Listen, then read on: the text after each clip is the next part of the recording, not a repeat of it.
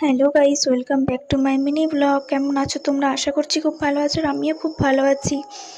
এই ভিডিওটা অনেক দিন থেকেই আমার গ্যালারিতে পড়ে আছে, প্রায় বলতে গেলে জগন্নাথ মন্দির ওপেনিং হওয়ার কিছুদিন পরের ভিডিও। ফার্স্ট টাইম গেছিলাম মন্দিরে, তখন এর ভিডিও এটা।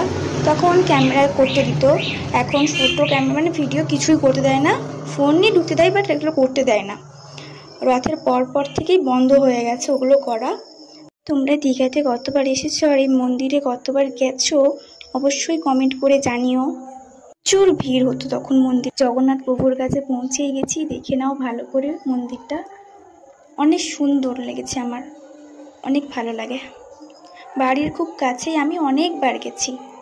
জগন্নাথ মন্দির ওপেনিংয়ের দিন তোমরা কে কে দীঘায় এসেছিলে অবশ্যই কমেন্ট করে জানিও।